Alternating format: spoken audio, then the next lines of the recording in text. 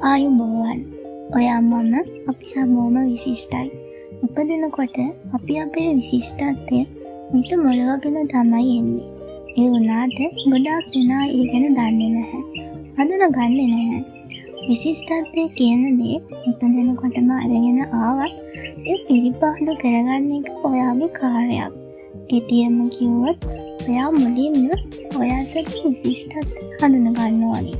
ඊට පස්සේ ඒ විශිෂ්ටත්වය වඩාත් උපවත් කරගන්න ඕනේ. ඔයා දන්නවා ඇති මිචෙල් ජෝර්ඩාන් කියන පුද්ගලයා. ඔහු ලෝක ප්‍රකට බාස්කට්බෝල් ක්‍රීඩකයෙක්. හරිද? හිතන්න මේ පුද්ගලයා කොහොමද විශිෂ්ට බාස්කට්බෝල් ක්‍රීඩකයෙක් වුනේ?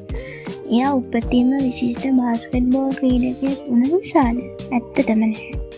ඔහු විශිෂ්ටයෙකු වෙන්න හැමදාම ගොඩාක් මහන්සියෙන් කැපවීම කරලා පුහුණු වුණා. හිතන්න තෝමස් අල්වා එඩිසන් මහත්තයා ගැන. ඔහු විද්‍යාඥයෙක්. නව නිපැයුම් 1993ක් පේටන්ට් බලපත්‍ර හිමිකරුවෙක්. ඔහු මුළු ජීවිත කාලයම කැප කළේ එයාගේ පර්යේෂණ නව සොයා ගැනීම වෙනුවෙන්. පාසල් යන කාලේ ඔහු හරිම දුර්වල සිසුවෙක්. එයාට පන්ති කාමරය තුළදී තහවුරු කරගැනීමේ ශක්තියක් තිබිලා නැහැ. ඔහු නිතරම උත්සාහ කරලා තියෙන්නේ ප්‍රබල ව්‍යාපාරිකයෙක් වෙන්න. විශිෂ්ට කවියෙක්, සංගීතඥයෙක් වෙන්න නෙමෙයි. ඔහු තමන්ගේ විශිෂ්ටත්වය ස්ථානගත කළේ නව නිපැයුම් ක්ෂේත්‍රය තුළ.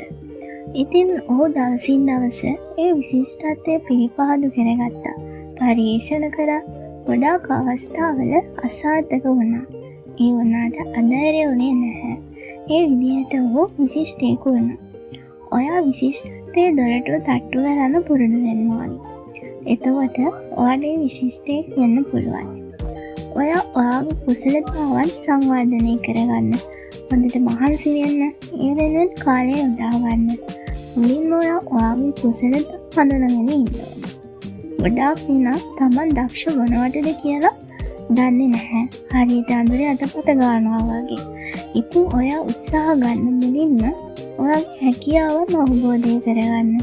ඊට පස්සේ ඒ හැකියාවන් වර්ධනය කරගන්න. එහෙනම් තවත් දවසකින් මුණ ගැසෙමු.